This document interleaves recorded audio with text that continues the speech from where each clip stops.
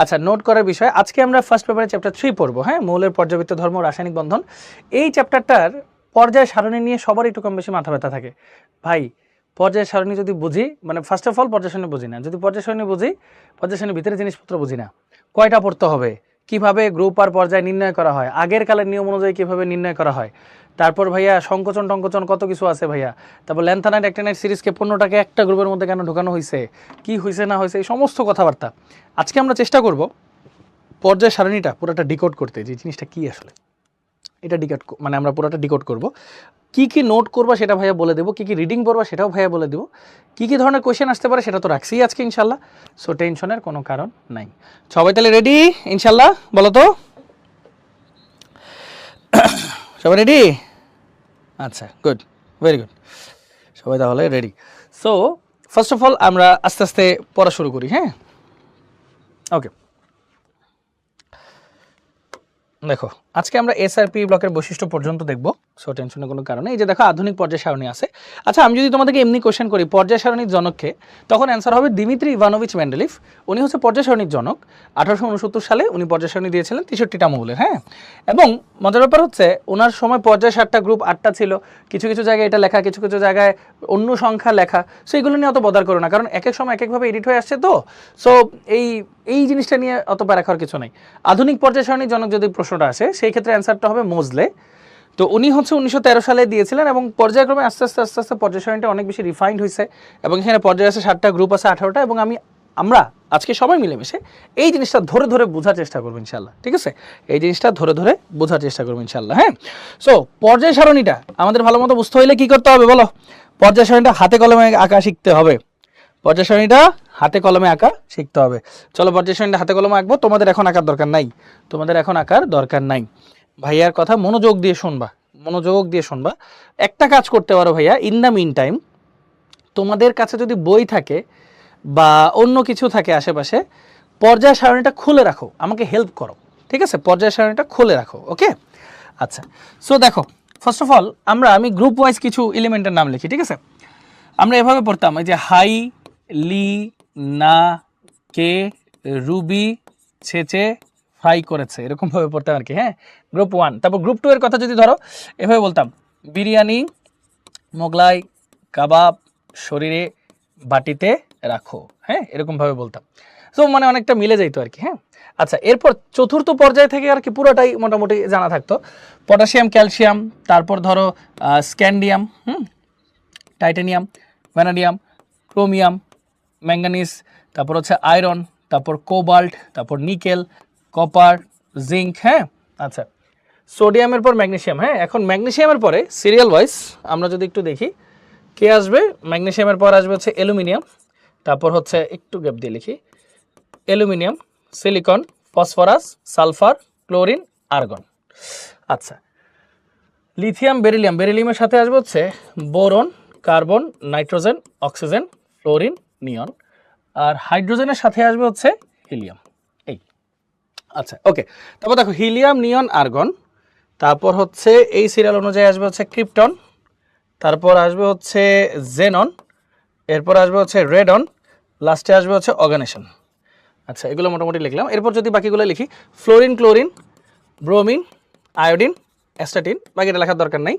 Oxygen, sulphur, selenium, tellurium, polonium, nitrogen, phosphorus, তারপর কি কি আছে, অ্যান্টিমনি আছে তাই না, অ্যান্টিমনি, তারপর হচ্ছে কি কি ছিল, এই মনে করে একটু বলো, তারা এই সিরিয়ালটাকে লিখি, বোরন, অ্যালুমিনিয়াম, গ্যালিয়াম, তারপর ইন্ডিয়াম, থেলিয়াম।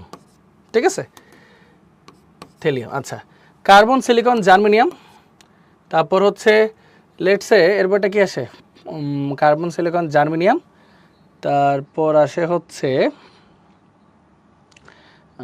কি বলে টিন লেড, টিন লেড। আচ্ছা, আর এখানে ধরো আর্সেনিক, তারপর হচ্ছে অ্যান্টিমনি, তারপর আসে ধরো বিসমাথ। হ্যাঁ, এরকম আসা উচিত, মিলে মিলে। ঠিক আছে, বলো তো সব ঠিকঠাক লিখছি তো নাকি, না ভুলটুল করছি কোথাও? এটা হেল্প করো ভাইয়া রে, আমি তোমার বড় ভাই না, এটা হেল্প করো। ঠিকঠাকই তো লিখছি মনে হয়, ঠিক আছে না? ঠিক আছে তো? Boron, aluminium, gallium, indium, thallium, carbon, silicon, germanium, tin, lead, nitrogen, phosphorus, arsenic, antimony, bismuth, তারপর oxygen, sulphur, selenium, tellurium, polonium, fluorine, chlorine, bromine, iodine, astatine. হ্যাঁ ঠিক আছে, ঠিক আছে, ঠিকঠাক লিখছি না? আলহামদুলিল্লাহ, অসুবিধা নেই, আল্লাহ বর্ষা ভাই, এত টেনশন নিও না। হ্যাঁ আচ্ছা, স্ক্যান্ডিয়ামের নিচে আছে ইট্রিয়াম, ল্যান্থানাম, অ্যাক্টিনিয়াম। আচ্ছা, এই দুজনের আবার এক্সটেন্ডেড ভার্সন হচ্ছে ল্যান্থানয়েডস, অ্যাক্টিনয়েডস। হ্যাঁ, ল্যান্থানাম থেকে শুরু করে এই বরাবর পর্যন্ত আসে হচ্ছে লুটেশিয়াম, আর অ্যাক্টিনয়েড থেকে শুরু করে লরেন্সিয়াম। এই হচ্ছে মোটামুটি, ঠিক আছে? ঠিকঠাক লিখছি? বলো, বলবো বলবো কত পর্যন্ত এক্সামে লাগবে, কি লাগবে না লাগবে সব বলবো। ভাইয়ার আগে আগে কারেক্ট করো যে ঠিকঠাক লিখছি কিনা, কারণ ঠিকঠাক না লিখলে তার এক বিপদ। বলো।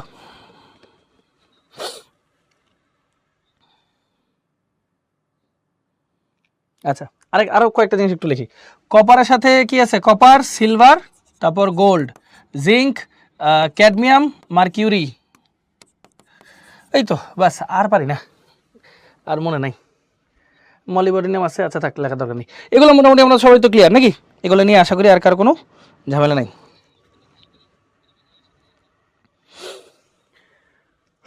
ওকে, ডান।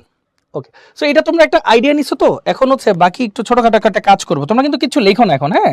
এখন শুধু ভাইয়ার কথাগুলো একদম অ্যাবসোলুটলি মনোযোগ দিয়ে শুনবা। তোমাদের কাজ হচ্ছে অ্যাবসোলুটলি শুধু মনোযোগ দিয়ে শোনা, অন্য আর কোনো এখন কাজ নাই।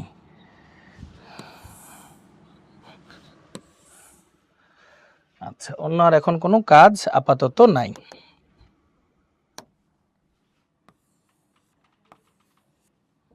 ওকে, আচ্ছা, এখন যে কাজটা করতে হবে সেটা হচ্ছে এতগুলা লাগবে কিনা। না বাবা, লাগবে সর্বোচ্চ 1 থেকে 36, মানে ক্রিপ্টন পর্যন্ত মনে রাখবা। ঠিক আছে, ক্রিপ্টন পর্যন্ত মনে রাখবা, এর বেশি দরকার নেই। 1 থেকে 36 মনে রাখবা। আমি তো পড়াবো দেখে, বোঝাবো দেখে এত কিছু লিখছি। হ্যাঁ, এত কিছু দরকার নেই। আচ্ছা, 118 ফুল পারো, আলহামদুলিল্লাহ, ভেরি গুড। আচ্ছা আসো, এরপর আমরা পর্যায় আর গ্রুপ নিয়ে কিছু কথা বলি। সবাই একটু মন দিয়ে শুনো। হ্যাঁ, এখন ভাইয়া কেউ এই পুরা পড়াগুলো স্কিপ করবা না। হ্যাঁ, এখন একদম মনোযোগ দিয়ে শুনতে হবে কথাগুলো। এটা হচ্ছে 1 নম্বর পর্যায়, এটা 2, এটা 3, এটা 4, এটা 5, এটা 6, এটা 7 পর্যায়। গ্রুপের কথা যদি আসি, গ্রুপের কথা হচ্ছে 1, এটা হচ্ছে 1, তারপর এটা হচ্ছে 2, এই সিরিয়াল ওয়াইজ এটা হচ্ছে 3, এই সিরিয়াল ওয়াইজ এটা হচ্ছে 4, এই সিরিয়াল ওয়াইজ এটা হচ্ছে 5, এটা হচ্ছে 6, এটা হচ্ছে 7,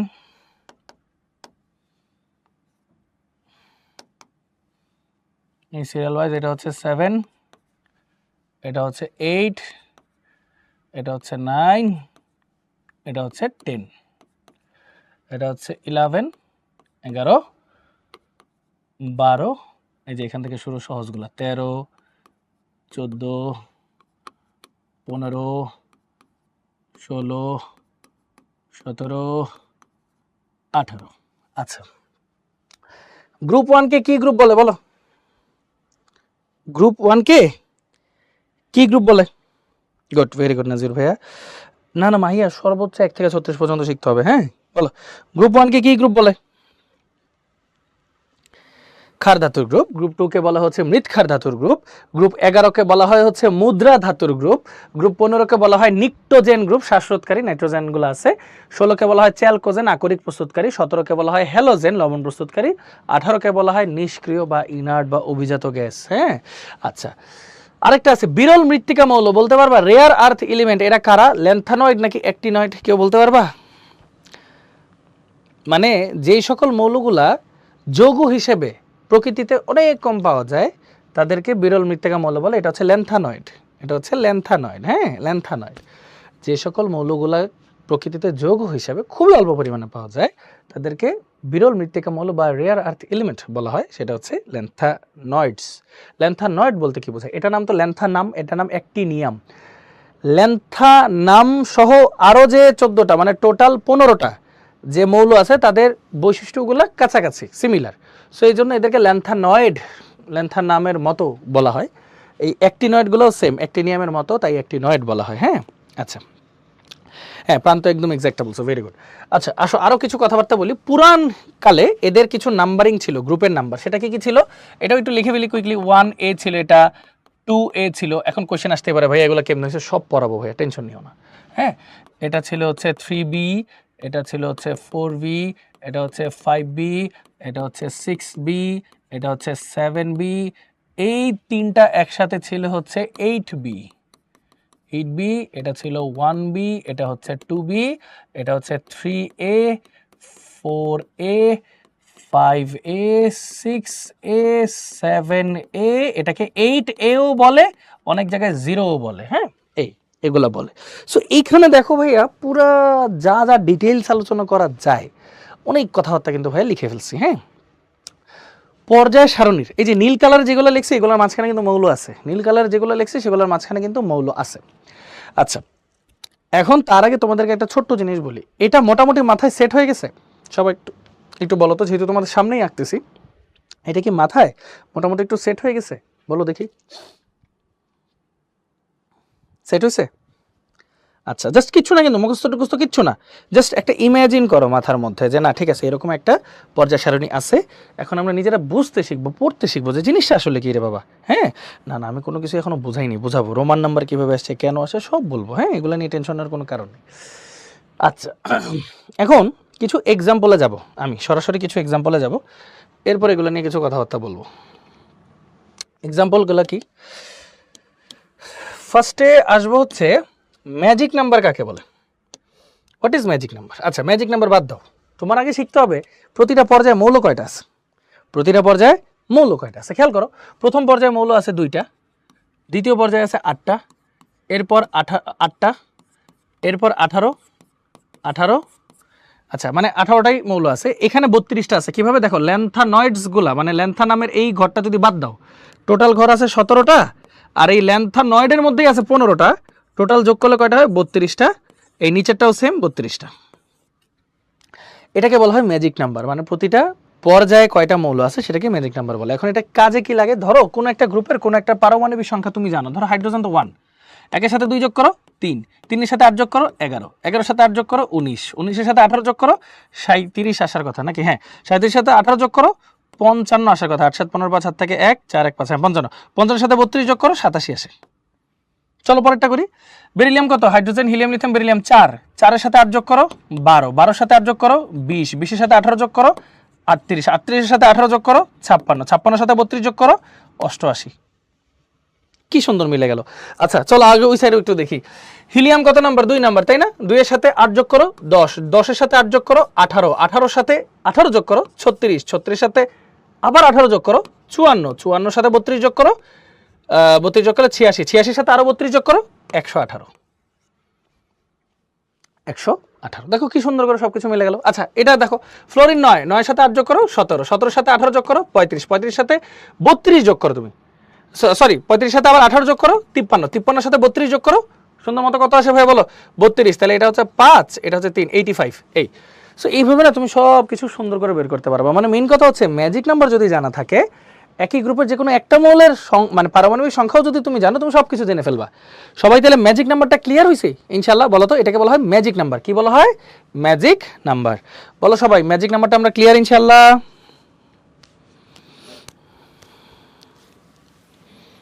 ছোট্ট একটা সি লিখে জানাই দাও। হ্যাঁ,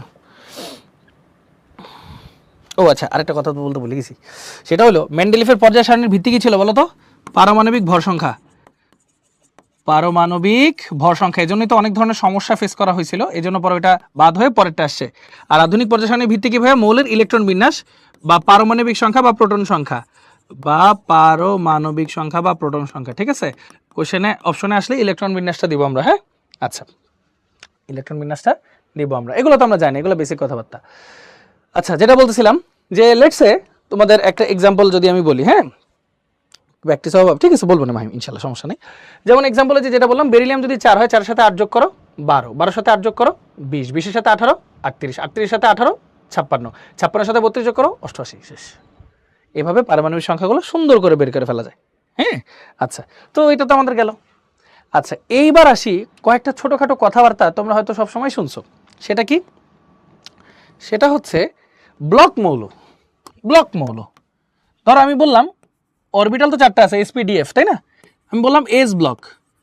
সবাই ভাইরা বলেন s ব্লক বলতে আসলে কি বোঝায়, বা s ব্লক মৌল বলতে আসলে কি বোঝায়? বলেন ভাই, কেটে চ্যাট বক্সে সবাই দ্রুত, s ব্লক মৌল বলতে আসলে কি বোঝায়?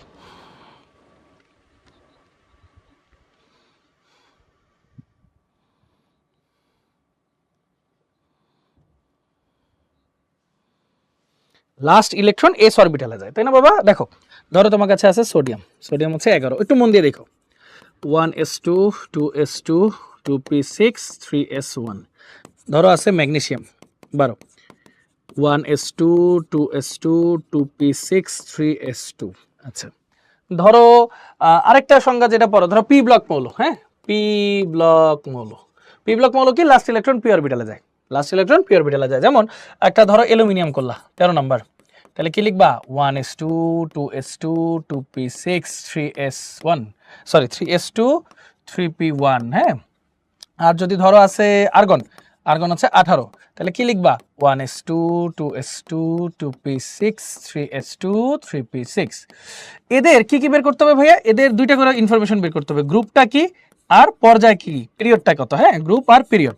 তাহলে গ্রুপ আর পর্যায়, হ্যাঁ এই দুইটা সবকিছু আমাদের বের করতে হবে ইনফরমেশনগুলা, গ্রুপ পর্যায়, সিমিলারলি গ্রুপ অ্যান্ড পিরিয়ড বা পর্যায়, এগুলো আমাদের বের করতে হবে। সো এগুলো আমরা বের করব, একটু পরে বের করব, আধুনিক পুরাণ সবকিছুই বের করব।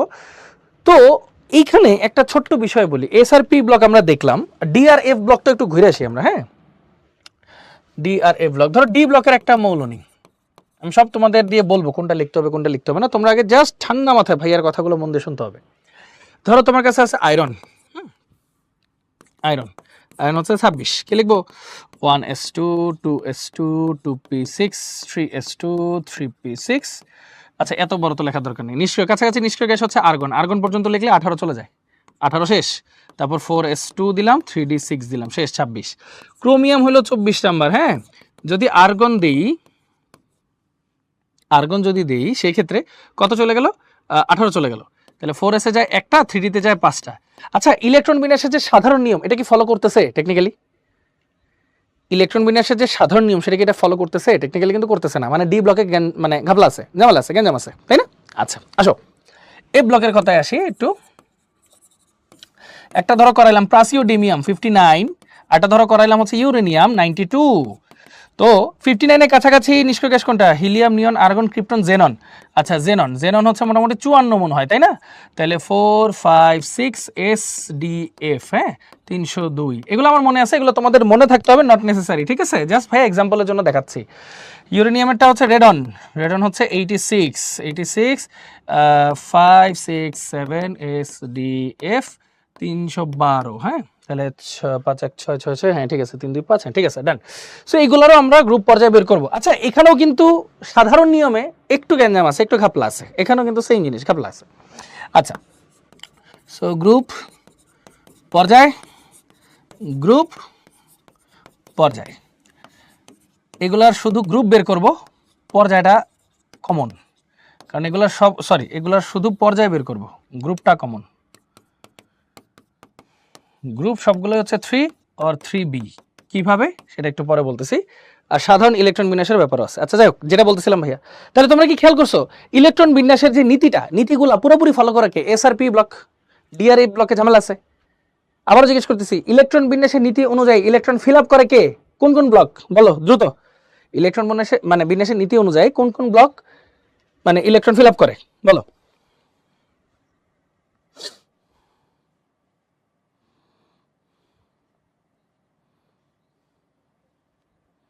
এসআরপি,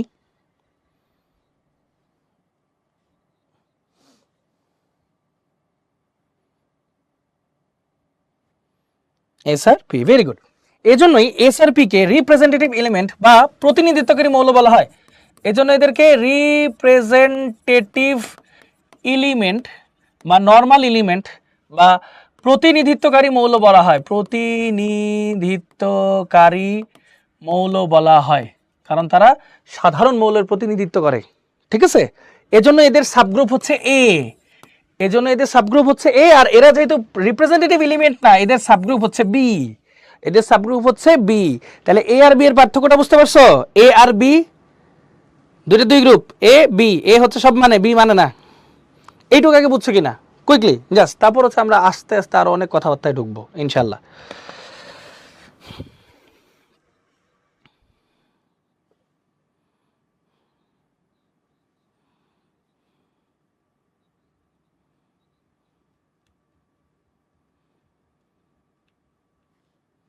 আচ্ছা এইটুকু বুঝছি না? আরেকবার বলি, ইলেকট্রন বিন্যাস এসআরপিতে, মানে এসআরপি ব্লক যে মৌলগুলো আছে সেগুলোতে ইলেকট্রনগুলো যখন ঢুকে তখন ইলেকট্রন বিন্যাসের যেসব নীতিগুলো আমরা চ্যাপ্টার 2 তে পড়ছি সেই নীতিগুলো ফলো করে, আহ্বানের নীতি, পলের বচন নীতিগুলো ফলো করে ঢুকে। এই জন্য এদেরকে প্রতিনিধিত্বকারী মৌল বা রিপ্রেজেন্টেটিভ এলিমেন্ট বা মানে নর্মাল এলিমেন্টও বলে।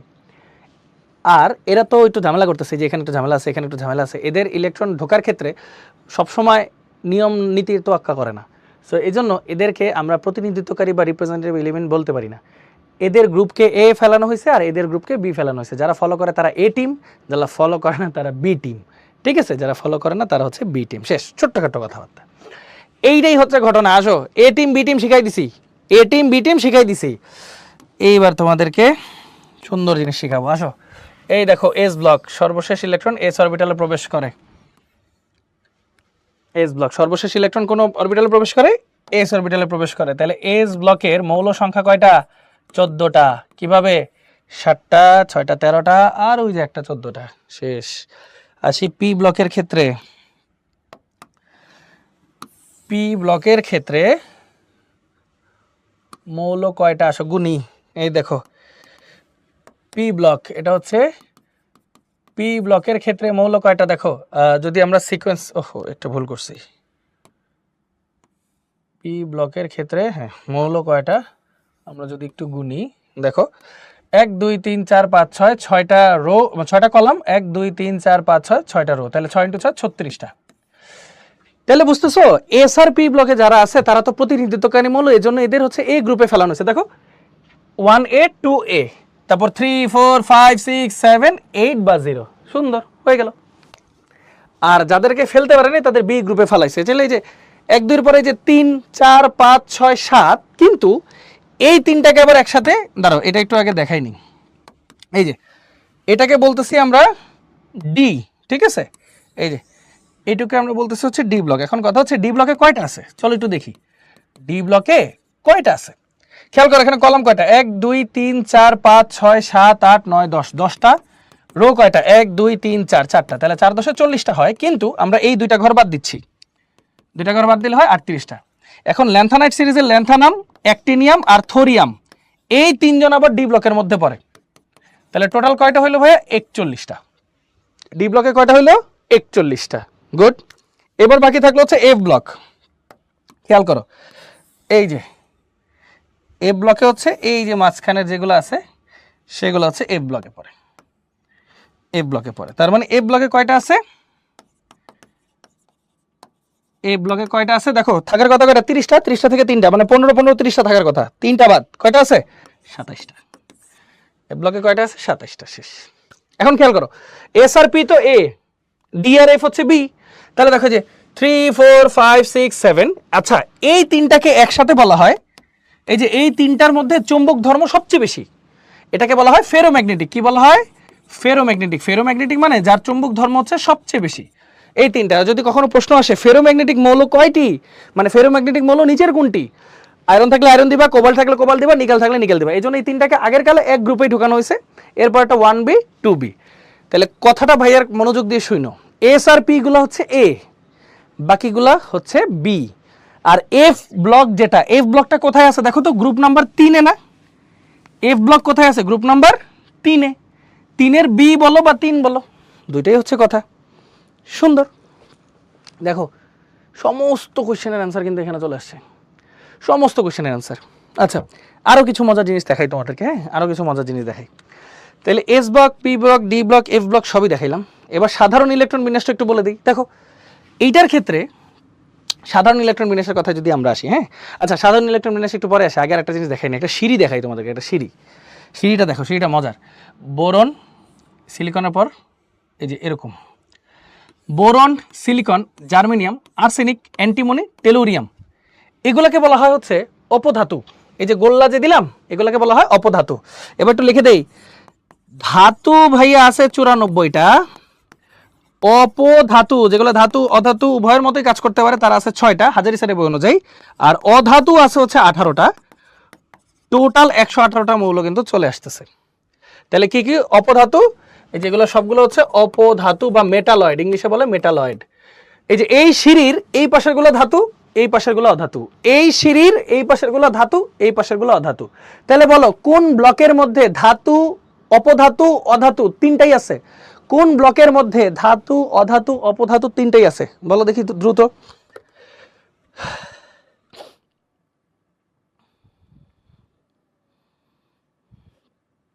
পি ব্লক, এটা প্রচন্ড আশা একটা প্রশ্ন অ্যাডমিশনে, ইন্টারও দিতে পারে।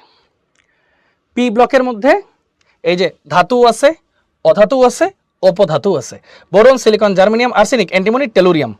এইটা হচ্ছে আমাদের অপধাতু বা মেটালয়েড। ওকে, অপধাতু বা মেটালয়েড। দেখো কত শত ইনফরমেশন তোমাদেরকে দিয়ে দিলাম। এখন তোমরা একটা কাজ করতে পারো, ঠান্ডা মাথায় এই যে পুরো জিনিসটা আছে মন দিয়ে আগে একবার একটু পড়ো, পুরোটা একবার একটু দেখো ভাইয়া কি বলছে, 2 মিনিট 3 মিনিট সময় নাও, নিয়ে জাস্ট এই কয়েকটা ইনফরমেশনগুলো, অপধাতু কোনগুলা, ধাতু অধাতু অপধাতু কয়টা, কোন ব্লকে কয় মৌল আছে, ম্যাজিক নাম্বার কি, এইগুলো একটু খাতায় লিখে ভাইয়াকে ডান লেখো। ঠিক আছে, এইটুকুই কাজ, পুরোটা লেখার দরকার নেই। Okay, thank you.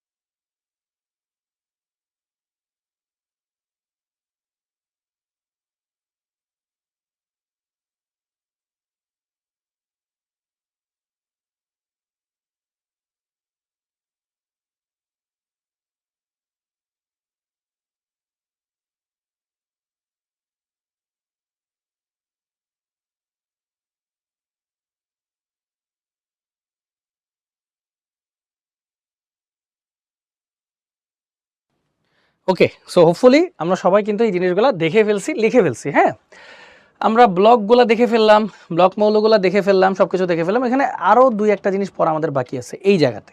এই জায়গাতে কোন জিনিসটা আমাদের পড়া বাকি আছে সেটা হচ্ছে এই যে ল্যান্থানয়েডগুলা 15টাকে এক জায়গায় কেন রাখা হয়েছে, বা অ্যাক্টিনয়েডগুলা এই 15টাকে এক জায়গায় কেন রাখা হয়েছে। প্রথমে বলি এক জায়গায় কেন রাখা হয়েছে। ল্যান্থানামের মতো বাকি যারা আছে, হ্যাঁ, এদের বৈশিষ্ট্য মানে ল্যান্থানয়েডগুলার বৈশিষ্ট্যগুলো কাছাকাছি, এজন্য সবগুলোকে একটা গ্রুপে স্থান দেওয়া হয়েছে, মানে সিমিলার বৈশিষ্ট্য। অ্যাক্টিনয়েডও সেম, সবগুলোর বৈশিষ্ট্য কাছাকাছি হওয়াতে সবগুলোকে একটা গ্রুপে স্থান দেওয়া হয়েছে। আচ্ছা, এটা গেল স্থান দেওয়ার কারণ। এখন এই একটা জায়গায় যদি 15টার নাম লিখতে হয় দেখতে খারাপ লাগবে, তাই এটাকে নিচে লেখা হয়েছে। হ্যাঁ, এখন আরেকটা ব্যাপার আছে যেটা পরীক্ষায় আসে, ল্যান্থানয়েড মানে ল্যান্থানয়েড কন্ট্রাকশন বা ল্যান্থানয়েড সংকোচন কি, অ্যাক্টিনয়েড সংকোচন কি। এই সংকোচন জিনিসটা বুঝতে হবে, সংকোচন জিনিসটা খুবই ইম্পর্টেন্ট। ঠিক আছে, সংকোচন জিনিসটা খুবই ইম্পর্টেন্ট। ওয়েলকাম আসসালাম ভাইয়া নাকি। ওকে, আচ্ছা, সংকোচন জিনিসটা বুঝতে হবে। সংকোচন জিনিসটা বুঝতে হলে ভাইয়া একটা টপিক পড়তে হবে যেটাকে বলা হয় আবরণী প্রভাব, যেটাকে বলা হয় হচ্ছে আবরণী। আবরণী, আচ্ছা ভুল লিখলাম, আবরণী প্রভাব। ইংলিশে বলা হয় shielding effect, shielding effect or screening effect, screening effect. এটাকে আমরা শর্টে লিখবো SE দিয়ে। আর এটার সাথে আরেকটা ব্যাপার আছে, কার্যকর নিউক্লিয়ার বল, যেটা জেড ইফেক্টিভ বলে এটাকে। এই দুইটা জিনিসের সম্পর্কটা আমরা শিখবো, সবাই একটু মন দিয়ে শোনা। আচ্ছাদন প্রভাব, হ্যাঁ ভেরি গুড, ভেরি গুড। হ্যাঁ, বাংলা এটাকে আবার আচ্ছাদন প্রভাবও বলা হয়, ভেরি গুড। আচ্ছাদন প্রভাব, আবরণী প্রভাব, আচ্ছাদন প্রভাব, এগুলো বলা হয়, ভেরি গুড প্রান্ত। আচ্ছা, তোমাদেরকে যে জিনিসটা বলি, হ্যাঁ, মেহেদি, হ্যাঁ এটাই বলছি মেহেদি, এক এক বইয়ে এক একটা অপধাত সংখ্যা নিয়ে একটু ঝামেলা লিখছে, বাট আমরা হাজারি স্যারের বইটা ফলো করবো, ঠিক আছে। এটা থেকে আসলে অন্যান্য অ্যাডমিশন কোশ্চেন বলো, ইন্টার কোশ্চেন বলো, বেশি মোর প্রেফারেবল। হ্যাঁ, আচ্ছা, তো যেটা বলতেছিলাম যে ম্যাজিক নাম্বারটা হচ্ছে ভাইয়া কয়টা পর্যায়ে কয়টা মানে মৌল আছে সেই জিনিসটা। ভাইয়া ভিডিওটা একটু জাস্ট কাইন্ডলি টেনে একটু একবার দেখে এসে পড়ো, হ্যাঁ, যে প্রতিটা পর্যায়ে কয়টা মৌল আছে সেই অনুযায়ী সবগুলার পারমাণবিক সংখ্যা বের করে ফেলা যায়, হ্যাঁ, একই গ্রুপে।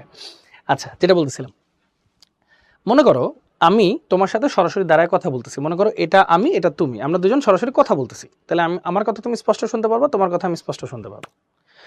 কিন্তু আমাদের মাঝখানে যদি আরো 4-5 জন চলে আসে একই লাইনে, তাহলে কিন্তু তোমার কথা, তুমি যদি একটু দূরে চলে গেছে এখন, তোমার কথা আমি ক্লিয়ারলি শুনতে পারবো না। যে আমার নিকটে আছে তার কথা ক্লিয়ারলি শুনতে পারবো, তোমারটা আগের চেয়ে অনেক কম ক্লিয়ার শুনতে পারবো, মানে অত ক্লিয়ার শুনতে পারবো না।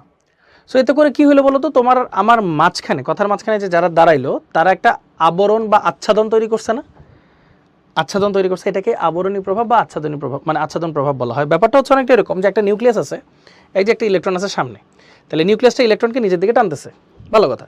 কিন্তু ইলেকট্রন যদি দূরে চলে যায়, মাঝখানে যদি আরও ইলেকট্রনের লেয়ার চলে আসে, মানে আরও কক্ষপথ, আরও ইলেকট্রনের লেয়ার যদি চলে আসে, এই লেয়ারগুলা বাধার জন্য, এই লেয়ারগুলা কি করবে, এই নিউক্লিয়াসকে ইলেকট্রনের মানে আকর্ষণ করতে দিবে না তেমন একটা। তো এটাকে আচ্ছাদন প্রভাব বা আবরণীর প্রভাব বলা হয়। এখন তোমাদের একটা কোশ্চেন জিজ্ঞেস করি, আচ্ছাদন প্রভাব, আবরণের প্রভাব বা শিল্ডিং ইফেক্ট, স্ক্রিনিং ইফেক্ট, এটা মানে কি আটকায় রাখা বা মানে আকর্ষণ করতে না দেওয়া তেমন একটা। আর জেড ইফেক্টিভ বলতে বোঝায় একটা নিউক্লিয়াস কত শক্তিতে ওকে আকর্ষণ করতেছে, ইলেকট্রনকে কত শক্তিতে আকর্ষণ করতেছে। তাহলে এই দুইটা সম্পর্ক কেমন ভাইয়া, সমানুপাতিক নাকি উল্টা মানে ব্যস্তানুপাতিক? সম্পর্কটা কেমন বলো তো, সমানুপাতিক নাকি ব্যস্তানুপাতিক? 1b 2b, ওই যে কপারের যে গ্রুপটা এটা 1b, জিঙ্কেরটা 2b, অমনি দিছে। আটটাই টোটাল, হ্যাঁ, আটটা এ, আটটা বি, আর 8 একে 0 বলে, হ্যাঁ, এরকম ব্যস্তানুপাতিক, এক্স্যাক্টলি উল্টা সম্পর্ক। কেন? কারণ আবরণী প্রভাব যত বেশি হবে, নিউক্লিয়াস ইলেকট্রনকে তত বেশি শক্তিতে টানতে পারবে না, তত কম শক্তিতে টানবে। এজন্য নিউক্লিয়াস ইলেকট্রনকে টানার ক্ষমতা কমে যাবে আবরণী প্রভাব যদি বেড়ে যায়। উল্টা উল্টা সম্পর্ক কিন্তু, হ্যাঁ, উল্টা সম্পর্ক। আচ্ছা, ভেরি গুড। সো এটা মোটামুটি আমরা দেখলাম। এখন তোমাদেরকে একটা প্রশ্ন করি, SE আবরণী প্রভাবের ক্রম কোনটা ভালো? ধরো এস অরবিটাল আছে, পি অরবিটাল আছে, ডি অরবিটাল আছে, এফ অরবিটাল আছে। এস দেখতে এরকম, পি দেখতে এরকম, ডি দেখতে ডাবল ডাম্বেল, এফ দেখতে এরকম। তাহলে ভাইয়ার একটু বলো তো, আবরণী প্রভাব কার বেশি? বলো, আবরণী প্রভাব কার বেশি? আচ্ছা,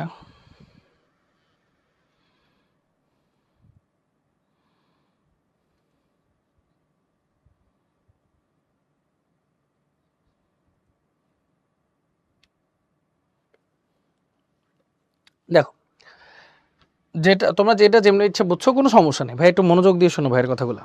এসে যদি কোনো ইলেকট্রন থাকে সেটা পুরা এস জুড়েই থাকে, এজন্য এসের ঘিরে রাখার ক্ষমতা সবচেয়ে বেশি। তারপর পিতে হয় ইলেকট্রন এদিকে থাকবে বা এদিকে থাকবে, মানে মেঘটা বিচ্ছিন্ন হয়ে যায়, ডিফিউজড হয়ে যায়। সো এই জন্য এখানে আবরণের প্রভাব একটু কম। এখানে দেখো ইলেকট্রন যে কোনো এক জায়গায় থাকবে, তার মানে কি ফাঁক ফোকর বেশি, মানে এখানে ইলেকট্রনের মেঘটা মানে ছড়ায় যায় আর কি। সো এখানে আবার শিল্ডিং করার পাওয়ারটা কম থাকে, আর এখানে আরও বেশি ছড়ায় যায়, তাহলে শিল্ডিং করার পাওয়ার কি অনেক কমে যায়। তাহলে শিল্ডিং ইফেক্ট বা আবরণী প্রভাব এস এর বেশি, তারপর পি, তারপর ডি, তারপর এফ, মানে ডি আর এফ এর পোর শিল্ডিং ইফেক্ট বা খুবই কম আবরণী প্রভাব বলা হয়, খুবই কম আবরণী প্রভাব বলা হয়। আচ্ছা সবাই একটু মন দিয়ে শুনো, এটা তো একটাতেই ইলেকট্রন থাকে, তার মানে কি খুব স্ট্রং ভাবে সে ঘিরে রাখতে পারে। এখানে ফাঁক ফোকর এক সাইডে, এখানে ফাঁক ফোকর 3 সাইডে, এখানে ফাঁক ফোকর 5 সাইডে। তাহলে ফাঁক ফোকর যত বেশি আবরণ তত কম, আর নিউক্লিয়াস ইলেকট্রনকে তত বেশি টানতে পারবে, নিউক্লিয়াস ইলেকট্রনকে তত বেশি টানতে পারবে। এইবার তোমাদেরকে বলি, যার পোর শিল্ডিং ইফেক্ট বা আবরণী প্রভাব যার কম, নিউক্লিয়াস তাদের ইলেকট্রনকে খুব তাড়াতাড়ি টাইট করে টান দিয়ে ধরতে পারে, তাদের ইলেকট্রনকে টাইট করে তাড়াতাড়ি ধরতে পারে। এইবার তোমাদেরকে বলি, ল্যান্থানয়েডগুলোর মধ্যে বা অ্যাক্টিনয়েডগুলোর মধ্যে এফে ইলেকট্রন ঢুকতে থাকে, এফে যত বেশি ইলেকট্রন ঢুকবে নিউক্লিয়াস কি বেশি টান দিয়ে ধরতে পারবে নাকি পারবে না? বলো কি মনে হয়?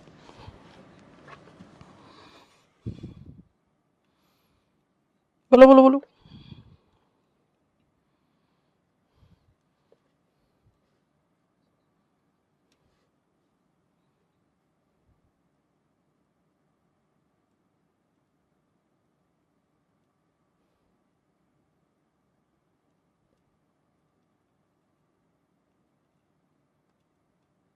আচ্ছা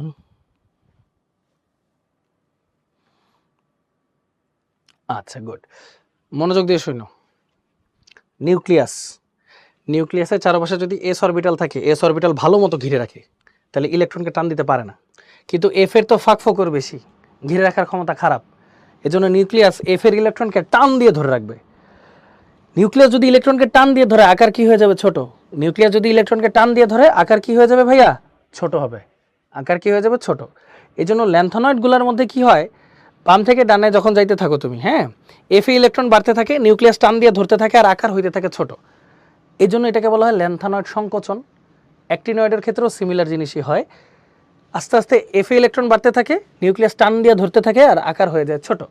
সো এটাকে বলা হয় অ্যাক্টিনয়েড সংকোচন। সংকোচন মানে আকারটা ছোট হওয়ার প্রবণতাটা, আকারটা ছোট হওয়ার প্রবণতাটা। তাহলে কি পড়াইলাম, কি বুঝলা? এবার একটা সামারি বলবো, মনোযোগ দিয়ে শুনো, হ্যাঁ সবাই মন দিয়ে শুনো। দেখো ল্যান্থানয়েড আর অ্যাক্টিনয়েডের মধ্যে আসলে ঘটনাগুলো কি হয়, এখানে এফ অরবিটাল ইলেকট্রন ঢুকে, আমরা কি বললাম, এফ এর ফাঁক ফোকর বেশি, মানে কি শিল্ড করে রাখার ক্ষমতা খারাপ।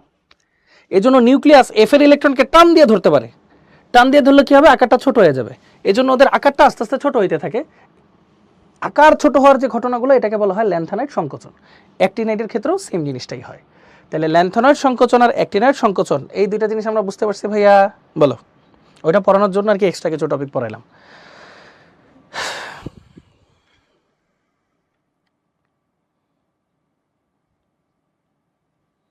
আচ্ছা ভেরি গুড, আলহামদুলিল্লাহ। ল্যান্থানয়েড সংকোচন আর অ্যাক্টিনাইড সংকোচন আমরা সুন্দর মতো দেখে নিলাম। তাহলে এই যে এইখানে যে এত কিছু বললাম ভাইয়া, এগুলো আসলে মানে পরীক্ষায় খুব একটা যে আসবে তাও না, দিলেও দিতে পারে, বাট পর্যায় সারণীটা আগের যে কনসেপ্টটা কিছুটা ক্লিয়ার হয়েছে কিনা এটা একটু ভাইকে জানো, যে পর্যায় সারণীটা এখন আমরা একটু ভেঙে চিন্তা করতে পারতেছি কিনা, হ্যাঁ জিনিসটা একটু বুঝতে সহজ হইতেছে কিনা, এই আর কিচ্ছু না। আবার এগুলাকে সবগুলাকে একটার মধ্যে রাখা হয়েছে কেন, কারণ তাদের বৈশিষ্ট্যগুলো সিমিলার, তাই শেষ। এই হ্যাঁ আচ্ছা, এইভাবে আস্তে আস্তে করে আমরা একটু ক্লিয়ার হলে পড়ায় মজা পাবা, যে আচ্ছা ঠিক আছে এইভাবে হয়েছে, এই কারণে হয়েছে, এত বড় জিনিস। আবারও বলতেছি 1 থেকে 36 পর্যন্ত মনে রাখতে পারলেই হয়েছে, হ্যাঁ। আচ্ছা যাক আলহামদুলিল্লাহ, হ্যাঁ অসুবিধা নেই, আমরা ইনশাল্লাহ চেষ্টা করবো এই চ্যাপ্টারের ক্লাস শেষ হইতে হইতে যেন আমরা এই চ্যাপ্টারটা অনেক ভালো মতো পারি, হ্যাঁ।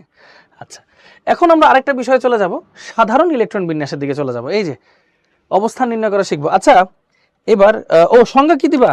আচ্ছাদন প্রভাবের সংজ্ঞাটা হচ্ছে সেম, নিউক্লিয়াস আর সর্বশেষ কক্ষপথের ইলেকট্রনের মাঝখানে যদি কোনো ইলেকট্রনগুলো চলে আসে, তখন ওরা শেষ ইলেকট্রনকে নিউক্লিয়াস থেকে দূরে রাখে বা তাদের ঘিরে রাখে, এটাকে আচ্ছাদন প্রভাব বলে। সহজ জিনিস, হ্যাঁ। আচ্ছা যেটা বলতেছিলাম ভাইয়া তোমাদেরকে, তোমাদের মাথায় কি সেট হয়ে গেছে ভাইয়া? পর্যায় সারণীতে একটু চিন্তা করো তো। শুরুতে এস ব্লক, মাঝখানে 10টা ঘর আছে ডি ব্লকের, তারপর আছে পি ব্লকের, বুঝছো না? এস ব্লকের 2টা ঘর, ডি এর 10টা, ডি এর ভিতরে আবার এফ আছে 2টা, তাই না? 2টা, তারপর এই পাশে হচ্ছে পি এর 6টা। এটা কি মাথায় সেট হয়েছে বলো তো আগে? না না দরকার নেই, প্রান্ত লাগবে না, এটা বলো, এটা কি মাথায় সেট হয়েছে? এটা যদি মাথায় সেট হয়, জীবনও অবস্থান নির্ণয় ভুল হবে না, জীবনও অবস্থান নির্ণয় ভুল হবে না।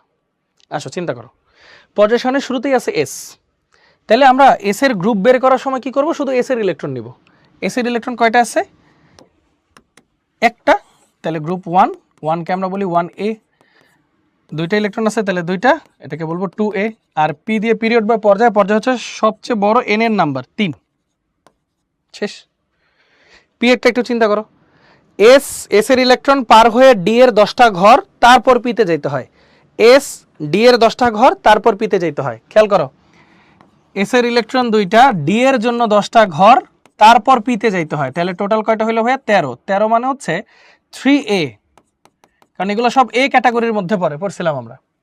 আচ্ছা এটা দেখো, এস এর ইলেকট্রন 2টা, ডি এর মাঝখানে 10টা ঘর, তারপর পি এ যাইতে হয়, তাহলে 18, মানে 8A অথবা 0 বলা হয়, 8A অথবা 0, 5 6 7 8 A অথবা 0। হ্যাঁ ঠিক আছে।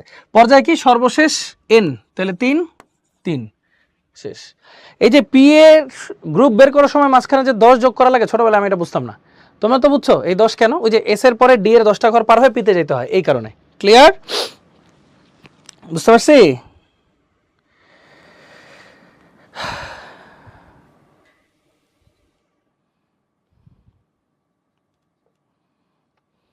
ওকে আলহামদুলিল্লাহ। ও আলহামদুলিল্লাহ, ভেরি গুড। আচ্ছা তাহলে এটা দেখলাম।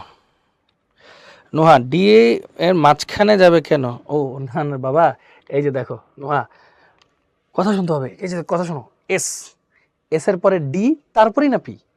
তাহলে তোমার যদি পিতে যাইতে হয়, তাহলে কি করতে হবে? এস এর ইলেকট্রন লাগবে, আর ডি এর যে মাঝখানে যে 10 ঘর পার হয়ে না যাইতে হবে। ধরো তুমি অ্যালুমিনিয়ামে যাবা, তোমার কি করতে হবে? 1 2 মাঝখানে 10, তাহলে কত? 12, তারপর 13, এদিকেই না তারপর যাইতে হবে। কথাটা বুঝছো? এই হইলো সিকোয়েন্সটা। মাঝখানে 10 যোগ করতে হয় কেন? যে ডি এর এই 10টা ঘর মানে পার হয়ে যাওয়ার জন্য। শেষ হয়ে গেল। Okay clear? আচ্ছা ভেরি গুড। সো এগুলো মোটামুটি বুঝলাম। এখন সাধারণ ইলেকট্রন বিন্যাসে একটু খেয়াল করো। এটার সাধারণ ইলেকট্রন বিন্যাস কি? দেখো এন, সর্বশেষ কক্ষপথকে এন বলে, তাহলে NS1 হইতে পারে অথবা 2 হইতে পারে, শেষ। এটা তার সাধারণ ইলেকট্রন বিন্যাস। এটা দেখো, এটাতে কি হবে? NS2। দেখো ওর সবসময় এস এ 2টা থাকে, কিন্তু পিতে 1 থেকে 6 যে কোনোটাই থাকতে পারে, 1ও থাকতে পারে, 2ও থাকতে পারে, 3 4 5 6 এরকম থাকতে পারে। ডি এর ক্ষেত্রে খেয়াল করো, এটা তো যদি আসি, দেখো ডি ব্লকটা কোথায় থাকে? মাঝখানে না? এস এর পরে ডি, এস এর পরে ডি, তাহলে এস এর ইলেকট্রন লাগবে প্লাস ডি এর ইলেকট্রন লাগবে, তাহলে কত হয়? 6। 6 মানে হচ্ছে 6B, কারণ এটা তো বি গ্রুপের মধ্যে পড়ে নাকি? 6B। পর্যায় কত? সর্বশেষ এন 4। এটা ক্ষেত্রে দেখো পর্যায় কত? 4, গ্রুপ কত? 6 আর 2 যোগ করো, 2 আর 6 যোগ করো 8, 8 মানে কত? 8B, শেষ হয়ে গেল। আচ্ছা সাধারণ ইলেকট্রন বিন্যাস কি? দেখো NS, এই যে NS 1ও হইতে পারে, 2ও হইতে পারে, আর n যদি 4 হয়, 3 কত হবে? n-1 ডি, মানে ডিটা আগের কক্ষপথে থাকে, ডি 1 থেকে 10 হইতে পারে, ডি 1 থেকে 10 হইতে পারে, শেষ। খালি দেখে দেখে লিখবা, আর কিছু কাজ নাই। এফেক্টটা অত বেশি লাগেও না, তাও ভাইয়া দেখাই দিচ্ছি। খেয়াল করো এদের গ্রুপটা কিভাবে বের করা, বা সরি পর্যায় কিভাবে বের করবা? সর্বশেষ এন এর নাম্বার, এটা পর্যায় 6, এটা পর্যায় 7, একটা হচ্ছে পর্যায় 6, একটা হচ্ছে পর্যায় 7, ঠিক আছে? এখন গ্রুপ কিভাবে বের করবা? গ্রুপ তো সহজ, ওই যে 3B, 3 নম্বরে গ্রুপ 3B। এটা সাধারণ ইলেকট্রন বিন্যাসকে দেখো, এটা যদি NS হয়, এটা যদি n-1D হয়, এটা n-2F। এই দেখো 6 5 4, n-1 n-2 FDS। এটা 2 হয় সবসময়, ঠিক আছে, কিন্তু ডি এর ভ্যালু 0 বা 1 হয়, আর এফ এর ভ্যালু 1 থেকে 14 হয়। বাস শেষ। এগুলা জাস্ট একটু দেখার জন্য, একটু বোঝার জন্য, আর কিছু না। ওকে বুঝতে পারছো? ডান। এই যে এইগুলো যে আমরা দেখলাম ভাইয়া, এই দেখো এখানে একটা সামারি আছে, এই যে দেখো ম্যাজিক নাম্বার তোমাদের পড়ায় ফেলছি, ম্যাজিক নাম্বারের কাজ তোমাদের পড়ায় ফেলছি, 7টা গ্রুপ, সরি 7টা পর্যায়ে 18টা গ্রুপ পড়ায় ফেলছি, তারপর ব্লক মৌল পড়ায় ফেলছি, তারপর দেখো এসি ইলেকট্রন আছে 14টা, সাধারণ ইলেকট্রন বিন্যাস কি সেগুলো পড়ায় ফেলছি, গ্রুপ পর্যায়ে কিভাবে নির্ণয় করে পড়ায় ফেলছি, পিতে আছে 36টা, রিপ্রেজেন্টেটিভ এলিমেন্ট বলে এস আর পি কে, সাধারণ ইলেকট্রন বিন্যাস পড়ায় ফেলছি, ডিতে আছে 41টা, সাধারণ ইলেকট্রন বিন্যাস পড়ায় ফেলছি, এফ এ আছে 27টা, সাধারণ ইলেকট্রন বিন্যাস পড়াই ফেলছি, অল আমাদের ডান। এই যে এখানে আছে হচ্ছে সামারিটা, সবাই একবার সামারিতে চোখ বোলাও, চোখ বোলায় বলো সবকিছু ইনশাল্লাহ বুঝছে কিনা, একটা ডান লিখে দাও। হ্যাঁ নাও, ঠান্ডা মাথায় একবার দেখো, রিয়াদ দেখলেই বুঝে যাবে ভাইয়া, একবার দেখো, হ্যাঁ ঠান্ডা মাথায়।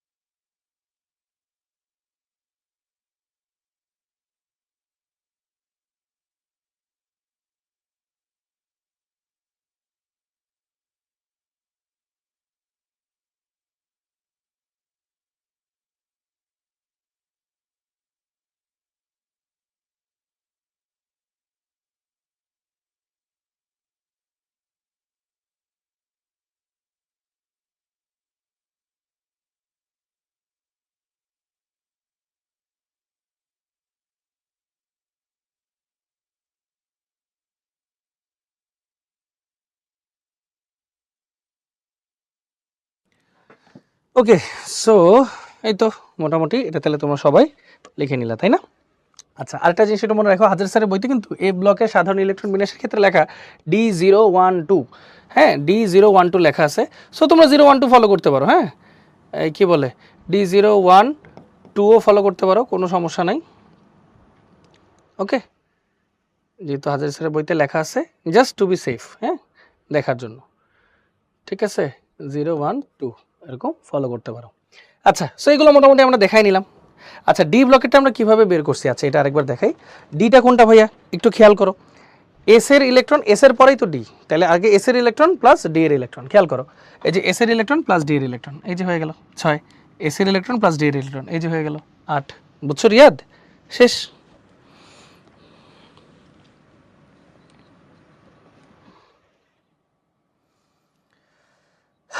ওকে, সো এটা আশা করি আমাদের সবার ক্লিয়ার ইনশাল্লাহ। ওকে, থ্যাংক ইউ। সো এই যে তো এগুলো মোটামুটি আমরা দেখে নিলাম, এগুলো মোটামুটি আমাদের পড়া ডান। এখন এই যে অবস্থান পর্যায়ে এগুলো সব কিছু বের করে দেখাই দিলাম, গ্রুপ টুপ, এই যে সাধারণ ইলেকট্রন বিন্যাস, এগুলো সবই আমাদের দেখানো ডান। হ্যাঁ, এই যে তোমাদের জন্য প্রথম কুইজ ভাইয়া লঞ্চ করব, 1 মিনিট আগে একটু দেখাই সেটা কি বলছে দেখো। পর্যায় সারণীর কোন শ্রেণীর মৌলসমূহ মুদ্রা ধাতু নামে পরিচিত? হ্যাঁ, কোশ্চেন লঞ্চ করবো 3 2 1 নাও, লঞ্চ করে দিলাম, ঠান্ডা মাথায় অ্যান্সারটা দিও।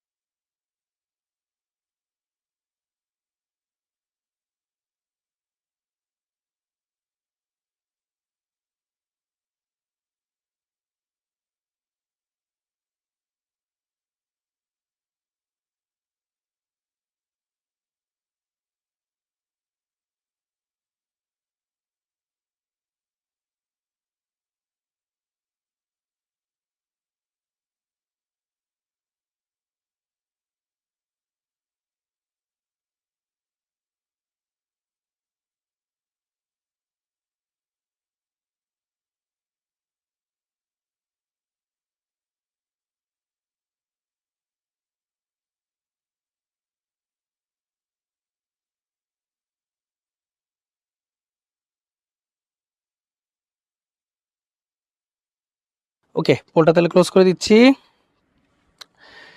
অবশ্যই মুদ্রা ধাতু, কপার, সিলভার, গোল্ড এগুলো কোথায় আছে? অবশ্যই 11 নম্বরে আছে, তাই না? এগুলো আমরা সবাই জানি, সেগুলো নিয়ে টেনশনের কোনো কারণ নেই। আচ্ছা যাক, আলহামদুলিল্লাহ, ভেরি গুড মাহিম। আচ্ছা চলো একটু লিডার বোর্ডটা দেখি, একটু লোড হোক, লোড হইতে হইতে লিডার বোর্ডটা একটু দেখি কি অবস্থা।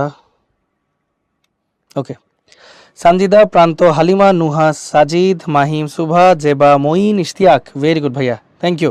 ওকে, এরপরে আরো দুইটা কুইজ আছে, বলো, মানে দুইটা কোয়েশ্চেন আছে, বলো কোনটি মৃৎক্ষার ধাতু চ্যালকোজেন মৌলগুলোর অবস্থান পর্যায় সারণীর কোন গ্রুপে? টিচার ইনবক্সে কমা কমা দিয়ে অ্যান্সারটা লেখো, টিচার ইনবক্সে কমা কমা দিয়ে অ্যান্সারটা লেখো, ঠিক আছে? টিচার ইনবক্সে কমা কমা দিয়ে অ্যান্সারটা লেখো, ভাই সরে দাঁড়াইলাম, টিচার ইনবক্সে কমা কমা দিয়ে অ্যান্সারটা লেখো।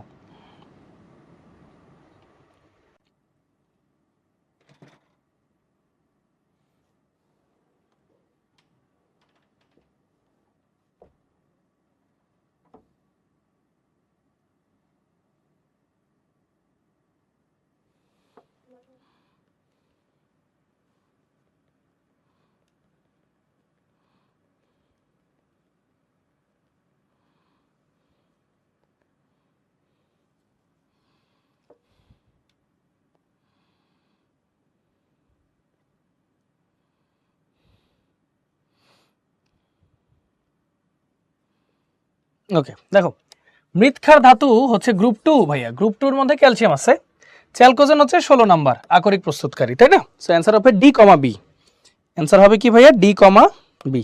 ওকে, অ্যান্সার হবে ডি কমা বি। আচ্ছা, এখন কিছু বৈশিষ্ট্য আছে, এগুলো তোমরা একটু রিডিং দাও, এখনই রিডিং দাও, রিডিং দেওয়া হলে টিচার বক্সে একটা ডান লেখো, ভাইয়া পরে পড়াই দিব, আগে পুরোটা তোমাদের দিয়ে একবার রিডিং দেওয়াবো, তারপর পড়াই দিব। ওকে, নাও আসো, চলো জিনিসগুলো একটু দেখাই তোমাদেরকে, হ্যাঁ ঠান্ডা মাথায় চলো আমরা একবার রিডিং দিই জিনিসগুলো আসলে কি বলছে। হ্যাঁ দেখো, এস ব্লক মৌলের বৈশিষ্ট্য, এরা নরম ধাতু, এদেরকে সহজেই ছুরি দিয়ে কাটা যায়। আচ্ছা, এসব মৌলকে তাদের গলিত ক্লোরাইড লবণের তড়িৎ বিশ্লেষণে পাওয়া যায়, এটা আমরা সেকেন্ড পেপার চ্যাপ্টার 4 গিয়ে দেখবো আর কি ইনশাআল্লাহ। হ্যাঁ, টেনশনের কোনো কারণ নাই। এদের গলনাঙ্ক স্ফুটনাঙ্কের মান তুলনামূলক কম, নরম যেহেতু বলছি। এস ব্লক মৌলগুলো অত্যন্ত সক্রিয়, খুবই রিঅ্যাক্টিভ। হ্যাঁ, এরা বায়ুর সংস্পর্শে পানির সাথে খুবই তীব্রভাবে বিক্রিয়া করে। এই সব তীব্রভাবে বিক্রিয়া করার জন্য কিন্তু সোডিয়াম, পটাশিয়াম, লিথিয়াম এগুলোকে কিন্তু খোলা অবস্থায় রাখা যায় না। সোডিয়াম, পটাশিয়ামকে বিশেষ করে, এই যে এইটা যাদের প্যারালাল টেক্সট আছে তারা দেখছে এরকম ছবি, তো এদেরকে সংরক্ষণ করার জন্য কিন্তু কি করা হয় ভাইয়া? দেখো, কেরোসিনের নিচে বা পেট্রোলিয়াম জাতীয় উপাদানের নিচে রাখা হয় সোডিয়াম, পটাশিয়ামকে। সো কোনো অবস্থাতেই ল্যাবে লিথিয়াম, সোডিয়াম, পটাশিয়াম ধাতুকে সাধারণ রিয়েজেন্ট বোতলে সংরক্ষণ করা যায় না, মানে ল্যাবে রাখতে হলে নিষ্ক্রিয় পরিবেশে আবদ্ধ পাত্রে সংরক্ষণ করতে হবে, এই হলো ঘটনা। এছাড়া এরা হচ্ছে এস ব্লক মৌলসমূহ সাধারণত প্যারাম্যাগনেটিক, গ্রুপ 1 আর গ্রুপ 2 হচ্ছে ডায়াম্যাগনেটিক। প্যারাম্যাগনেটিক মানে কি? ধরো গ্রুপ 1-এ কি হয়, 4s-এ একটা ইলেকট্রন থাকে, আর গ্রুপ 2-তে হচ্ছে s-এ দুইটা ইলেকট্রন থাকে। একটা ইলেকট্রন থাকা মানে কি, তার মধ্যে চৌম্বক ধর্ম আছে, দুইটা মানে কি একটা একটাকে শেষ করে দিছে। সো এটা ডায়াম্যাগনেটিক, এটা প্যারাম্যাগনেটিক, এটা হচ্ছে প্যারাম্যাগনেটিক, এটা হচ্ছে ডায়াম্যাগনেটিক। আর ওরা যখন কোনো অবস্থান্তর মৌল, মানে ডি ব্লকের কোন একটা মৌল আছে, এগুলো নিয়ে পরে আলোচনা হবে, এগুলোর সাথে থাকলে বিভিন্ন বর্ণ প্রদর্শন করে, সেগুলো নিয়ে আমরা দেখবো আর কি। হ্যাঁ, ডুবিয়ে ডুবিয়ে, হ্যাঁ ওইটা। আচ্ছা, ওকে। সো তারপর হচ্ছে এস ব্লকের মৌলগুলোর মধ্যে beryllium hydroxide, magnesium hydroxide, calcium hydroxide ব্যতীত বাকি সব হাইড্রোক্সাইডগুলো পানিতে দ্রবণীয়, হ্যাঁ হাইড্রেট গঠন করতে পারে।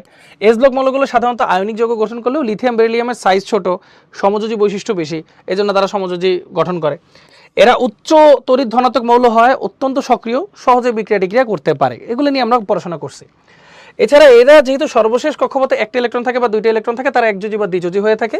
আর এদের আয়নীকরণ বিভবের মান খুবই নিম্ন, মানে কি ইলেকট্রন সরানো সহজ, এর জন্য আয়নীকরণ বিভবের মান নিম্ন হয়ে থাকে।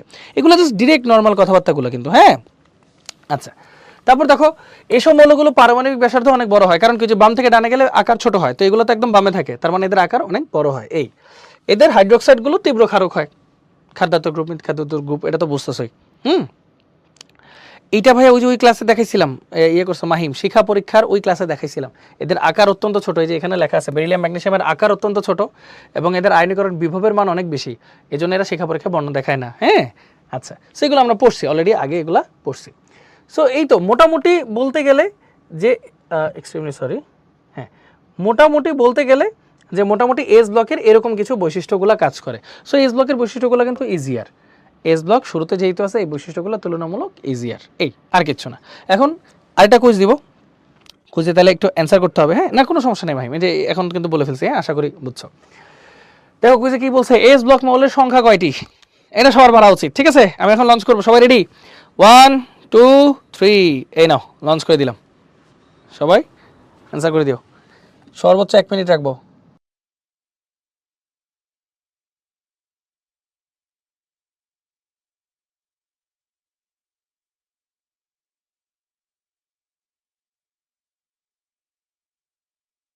ওকে, পোলটা তাহলে আপাতত ক্লোজ করবো। ঠিক আছে, 3 2 1, পোলটা ক্লোজ করে দিলাম। সবার অ্যান্সার পাওয়া উচিত। এস ব্লকের মৌল হচ্ছে 14টা, এটা এস, এটা পি, এটা ডি, এটা হচ্ছে এফ। সবাই ক্লিয়ার তো? তাহলে পর্যায় সারণীর যত কনফিউশন ছিল ইনশাল্লাহ ক্লিয়ার না সবার? বলো দেখি ভাইয়াকে টিচার ইনবক্সে।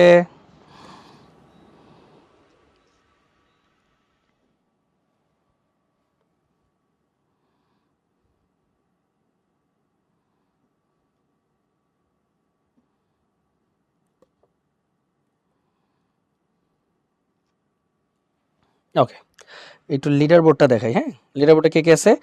আফরিন, শিপ্রা, ঐশী, মেহজাবিন, ইশতিয়াক, আহনাফ, হালিমা, নুহা, কলি, মঈন। ওকে, ভেরি গুড ভাইয়া, থ্যাংক ইউ সো মাচ, আলহামদুলিল্লাহ। ওকে, তাহলে আমরা এটা পড়ার আগে একটা ব্রেক নিতে পারি নাকি? একটা ব্রেক নেই, একটু রেস্ট নিয়ে এসে তারপর বাকিটুক পরে ফেলি। খুবই সহজ জিনিস আছে বাকিটুক, এটা ছোটোখাটো রেস্ট নেই। 51 বাজে তো, ধরো 10টা 1 পর্যন্ত একটা 10 মিনিটের একটা ব্রেক নেই। ব্রেক নিয়ে এসে বাকিটা আমরা পরে ফেলবো। ঠিক আছে, আর কারো কোনো কোয়েশ্চেন থাকলে অবশ্যই টিচার ইনবক্সে লেখো, ভাই এসে অ্যান্সার দিয়ে ফেলবো। ওকে, থ্যাংক ইউ। তোমার প্রতিদিনের টাস্ক তুমি ওইভাবে ভাগ করো, ধরো 1 সপ্তাহের মধ্যে শেষ করবা, টার্গেট নাও নিয়ে তারপর প্রতিদিন কতটুকু হয় ওইভাবে করে শেষ করো। হ্যাঁ, তাহলে সবচেয়ে বেস্ট ইয়ে হবে, সলিউশন হবে ইনশাল্লাহ।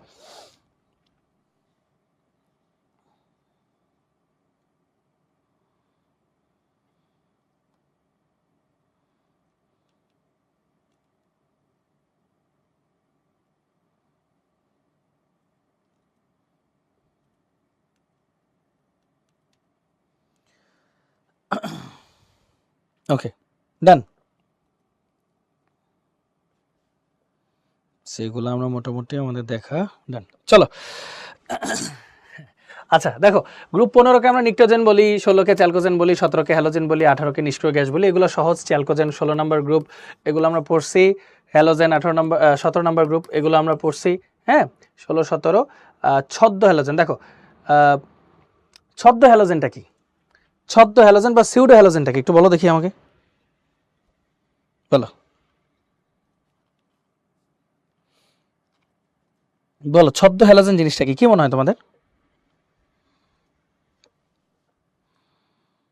এনি আইডিয়া যে এরা কি অ্যাকচুয়ালি হ্যালোজেন নাকি হ্যালোজেনের মতো কাজ করে? কি অবস্থা ওদের বলো তো? মানে এরা হচ্ছে একাধিক মৌল বিশিষ্ট একটা যৌগমূলক টাইপের জিনিস আর কি। হ্যাঁ, এরা হ্যালোজেনের মতো বৈশিষ্ট্য প্রদর্শন করতে পারে, সায়ানাইড, থায়াসায়ানাইড এরকম আর কি। এগুলাকে আমরা সিউডো হ্যালোজেন বা ছদ্ম হ্যালোজেন বলি। হ্যাঁ, হ্যালোজেন লাইক, হ্যালোজেনের মতো। বাহ, মাশাআল্লাহ, গুড। হ্যালোজেন লাইক বা হ্যালোজেনের মতো।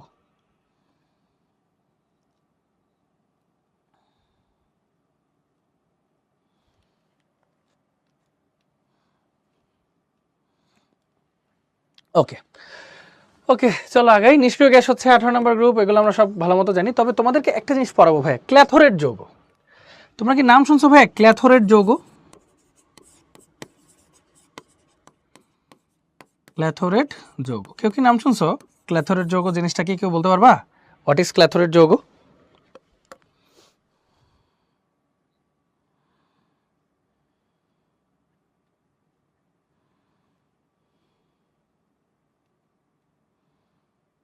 আচ্ছা,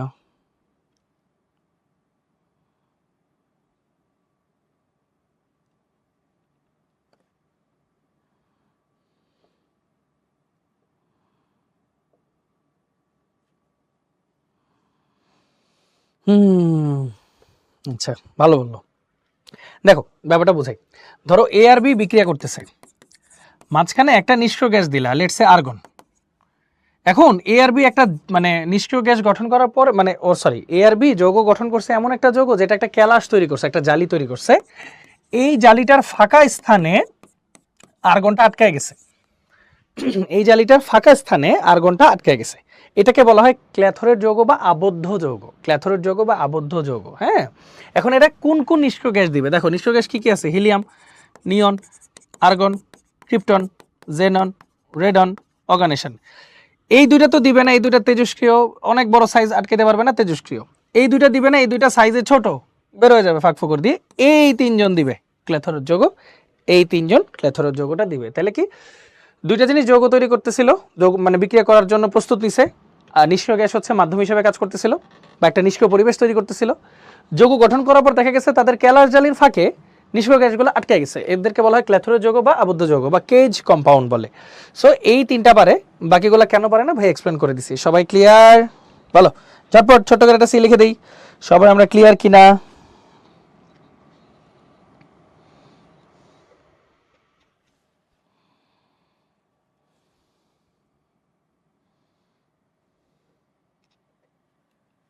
ওকে, ভেরি গুড।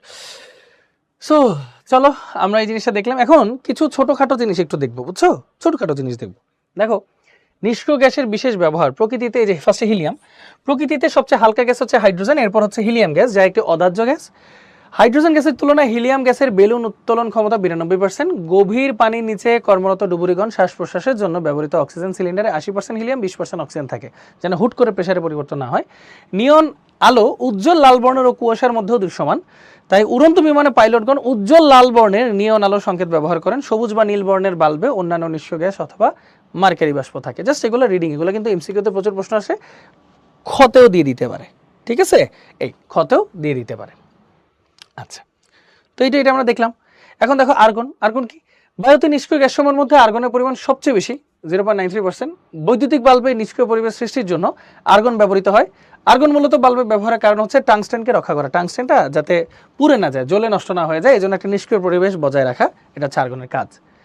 ক্রিপ্টন ও জেনন, দেখো ফটোগ্রাফিক ফ্ল্যাশ বাল্ব তৈরিতে ক্রিপ্টন ও জেননের মিশ্রণ ব্যবহৃত হয়।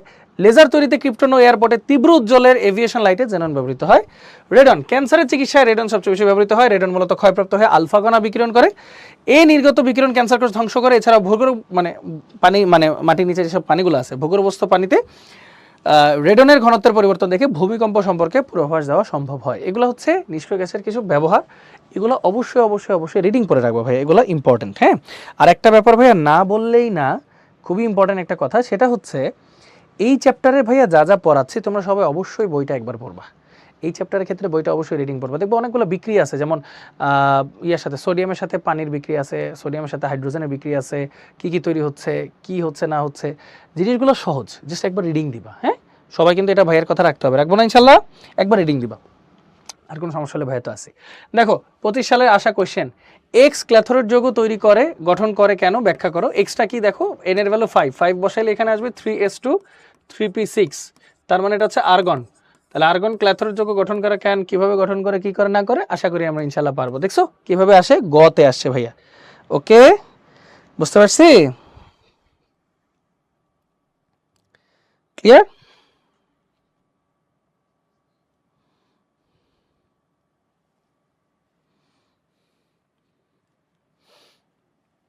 আচ্ছা, ভেরি গুড।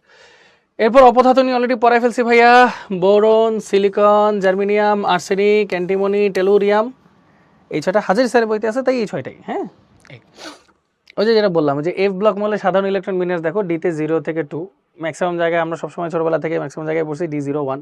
হাজার স্যারের বইতে 25 সালের এডিশনে দেখছিলাম যে 012 লেখা, সেই জন্য 2টা লিখে দিছি, যে স্যারের বইতে যেটা আছে সেটাই। হ্যাঁ, এটা মাথায় রাখতে হবে।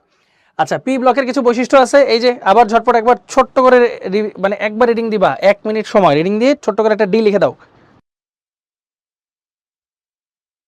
চলো একটু সুন্দর মতো রিডিং পড়াই দিই তোমাদেরকে, জিনিসটা সহজ, একদম সহজ। দেখো পি ব্লকে ভাই অলরেডি পড়াইছি, ধাতু অধাতু অপধাতু সবগুলোই আছে কিন্তু, কারণ বাম থেকে ডানে গেলে ধাতব ধর্ম কমতে থাকে, অধাতব ধর্ম বাড়তে থাকে, ওই সমস্ত জিনিসগুলা। এরা তাপ ও তড়িতের স্বল্প পরিবাহী, অধাতু যেহেতু আছে। ধাতব মৌল গ্রাফাইট ব্যতীত অন্যান্য মৌলগুলো তাপ ও বিদ্যুৎকে উপরিবাহী, অধাতুর ব্যাপারটা আছে। বেশিরভাগ মৌলগুলো তড়িৎ ঋণাত্মক, এরা সাধারণভাবে একাধিক যোজ্যতা প্রদর্শন করে। তারপর ধরো এদের আয়নীকরণ বিভবের মান এইচ ব্লক অপেক্ষা বেশি, কারণ যে বাম থেকে ডানে গেলে বাড়তে থাকে, যেহেতু ইলেকট্রন ছাড়াইতে কষ্ট, এদের আয়নীকরণ বিভবের মান বেশি হবে। বেশিরভাগ ক্ষেত্রে পি উপশক্তি স্তরে ইলেকট্রন শেয়ারের মাধ্যমে এরা সমযোজী বন্ধন গঠন করে। এদের পরমাণুর আকার কোনো নির্দিষ্ট পর্যায়ে বাম থেকে ডানে কমবে, উপর থেকে নিচে বাড়বে, এটাই স্বাভাবিক। এরা রঙিন ও বর্ণহীন উভয় যৌগ গঠন করতে পারে। এদের অধাতব অক্সাইডগুলো অম্লধর্মী হয়, আবার উভধর্মী হয়, আবার নিরপেক্ষ বা প্রশম হয় আর কি। হ্যাঁ, এগুলো। আবার পি ব্লকের মৌলগুলোর ক্ষেত্রে কোন পর্যায়ে বাম থেকে ডানের দিকে গেলে বিজান ধর্ম কমতে থাকে, জারণ ধর্ম বাড়তে থাকে, এগুলোর সাথে রিলেটেড, মানে বাম থেকে ডানের ব্যাপারটা আর কি। হ্যাঁ, এই আর কিছু না, একদম ইজি। সো এখন এই জিনিসগুলোকে যে দেখো, বাম থেকে ডানে গেলে ধাতব ধর্ম কমতে থাকে, ধাতু ক্ষার গঠন করে, তার মানে ক্ষার, তারপর উভধর্মী, তারপর অম্ল অম্ল অম্ল অম্ল, ক্ষার ক্ষার উভধর্মী, অম্ল অম্ল অম্ল অম্ল, শেষ। এইভাবে ইজি, জাস্ট জিনিসগুলো একবার বুঝো, মুখস্থ করার দরকার নেই, আত্মস্থ করো, বোঝার চেষ্টা করো। হ্যাঁ, এই আচ্ছা, এইবার একটা চমৎকার জিনিস পড়াবো, যেটাকে বলা হয় ভাইয়া কর্ণ সম্পর্ক বা ডায়াগোনাল রিলেশনশিপ। হোয়াট ইজ কর্ণ সম্পর্ক? মজার ব্যাপার হচ্ছে, গ্রুপ 1-এ তো লিথিয়াম আছে, সোডিয়াম আছে, ওরা আছে। লিথিয়াম লিথিয়াম মানে মাঝে মাঝে গ্রুপ 2 এর মতো বিক্রিয়া দিয়ে ফেলে, আবার বেরিলিয়াম মাঝে মাঝে গ্রুপ 13 এর মতো বিক্রিয়া দিয়ে ফেলে। ঘটনা কি? তখন বিভিন্ন ধরনের পরীক্ষা নিরীক্ষা করে দেখা গেল এটার ঘটনা হচ্ছে পারমাণবিক আকারের সাথে সম্পর্কিত। সবকিছুই পারমাণবিক আকারের সাথে সম্পর্কিত। দেখো, এটা শুধুমাত্র পর্যায় 2 আর 3-এর এসআরপি ব্লকের মধ্যেই প্রযোজ্য। খেয়াল করে দেখো, লিথিয়ামের আকার ধরো ছোট, সোডিয়ামের হচ্ছে আরেকটু বড়, যেহেতু উপর থেকে নিচে আসছে। এখন লিথিয়াম মানে সোডিয়াম যখন বাম থেকে ডানে যাবে, এটার আকারও ছোট হয়ে যাবে, স্বাভাবিক। তো দেখা গেছে এই যে কর্ণ বরাবর তাদের আকারটা না কাছাকাছি, আকার কাছাকাছি হওয়ার কারণে তাদের বৈশিষ্ট্যগুলোও কাছাকাছি, এজন্য তারা সিমিলার বিক্রিয়া দেয়, এটাকে বলা হয় কর্ণ সম্পর্ক। মানে সোডিয়াম লিথিয়াম তো সিমিলার বিক্রিয়া দেওয়ার কথা, বাট লিথিয়াম কিন্তু আবার ম্যাগনেসিয়ামের মতো বিক্রিয়া দেয়, আবার বেরিলিয়াম অ্যালুমিনিয়ামের মতো দেয়, বোরন সিলিকনের মতো দেয়। তো এটাকে বলা হয় কর্ণ সম্পর্ক। কি বলা হয় ভাইয়া? কর্ণ সম্পর্ক। কর্ণ সম্পর্কের আসল কারণটা কি বলো? মাত্র বলছি, কর্ণ সম্পর্কের আসল কারণটা কি? না, অনেক সময় অনেক মিল পাওয়া যায়, ওইভাবেই কিন্তু বানানো পান না টেকনিক্যালি। হ্যাঁ, এই বলো কর্ণ সম্পর্কের আসল কারণটা কি? পারমাণবিক আকার আর কি, তাই না ভাইয়া? ভেরি গুড, মাশাআল্লাহ। আচ্ছা, এরপর হচ্ছে হ্যালাইডের আদ্র বিশ্লেষণ। বাবারে, এই যে একটা কোশ্চেন, এই কোশ্চেন যে কত আসে পরীক্ষায়, এখন তোমাদেরকে আমি দেখাবো। এই কোশ্চেন নিয়ে অনেক জল্পনা কল্পনা আছে। অষ্টক মানে কি ভাইয়া? একে কুইকলি বলো, অষ্টক মানে কি? অষ্টক মানে কি?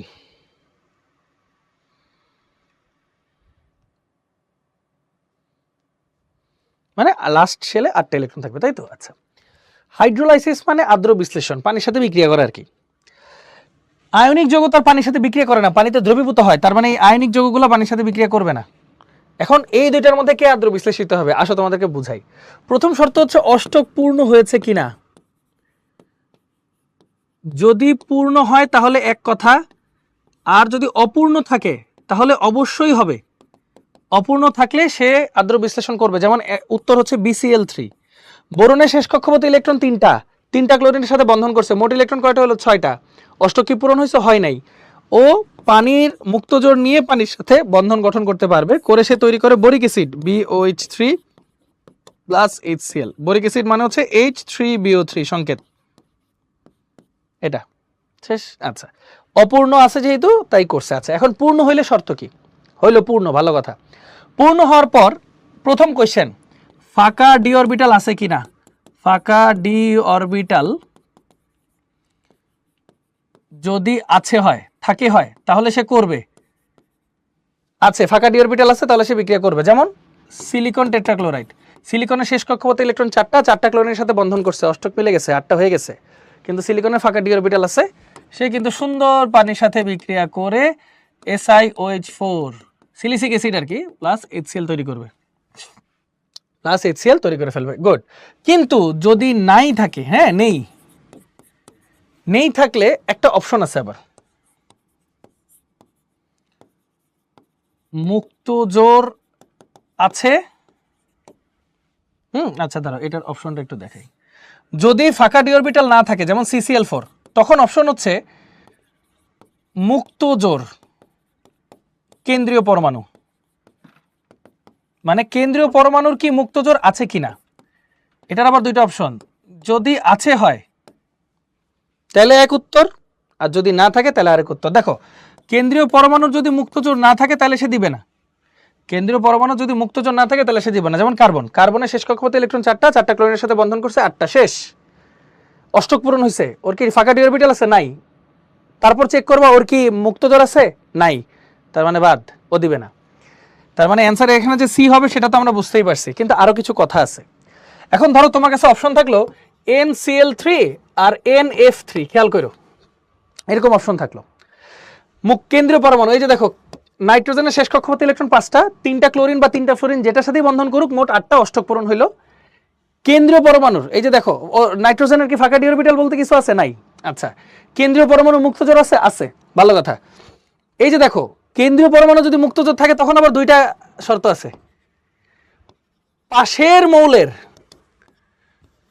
হ্যাঁ, যদি থাকে তখন শর্ত হচ্ছে পাশের মৌলের ফাঁকা ডি অরবিটাল আছে কিনা, ফাঁকা ডি অরবিটাল আছে কিনা। পাশের মৌলের যদি ফাঁকা ডি অরবিটাল থাকে, হ্যাঁ, যদি অ্যান্সার হচ্ছে যদি থাকে তাহলে সে দিবে, আর যদি নাই তাহলে সে দিবে না। মানে এই যে দেখো নাইট্রোজেনের অষ্টক পূরণ হয়েছে, ওর নিজের ডি অরবিটাল ফাঁকা নাই, ওর মুক্ত জোড় আছে, আর পাশেরটার ফাঁকা ডি অরবিটাল আছে, এ পানি মানে আদ্র বিশ্লেষণ হবে, কিন্তু ফ্লোরিনের তো ফাঁকা ডি অরবিটাল নেই, ও আদ্র বিশ্লেষণ হবে না। দেখো কত ডিপে তোমাদের পড়াই দিছি এই জিনিসটা। এটা ঝটপট খাতায় লিখে ফেলো, এটা ঝটপট খাতায় লিখে ফেলো, খুবই খুবই খুবই খুবই খুবই ইম্পর্টেন্ট এই জিনিসটা, হ্যাঁ, লিখে ফেলো।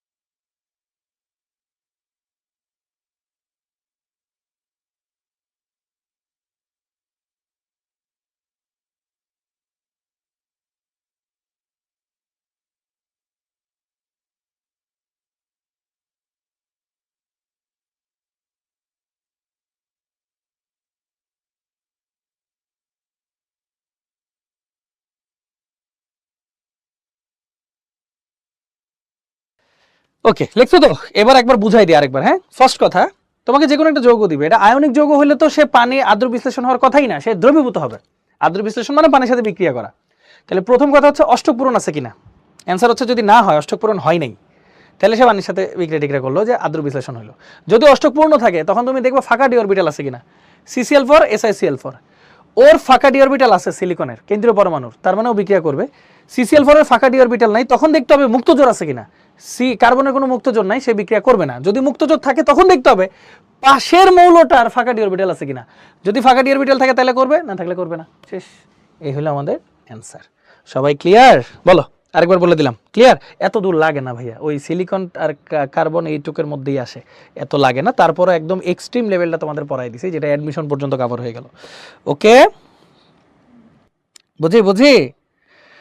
বলো ঝটপট সবাই, সব বাচ্চা কাচ্চারা কোথায় এখন? Clear? Good good good good, মাশাআল্লাহ। আর অল্প একটু আছে, খুব ইজি ইজি জিনিসপত্র বাকি আছে, দেখাই দিব ইনশাআল্লাহ। এই ক্লিয়ার কিনা তাড়াতাড়ি একটু বলি ভাইয়া রে, কই আমার বাচ্চা কাচ্চারা? হ্যাঁ, গুড। আচ্ছা, এরপর দেখো, এই যে দেখো এই কোশ্চেনটা দেখো।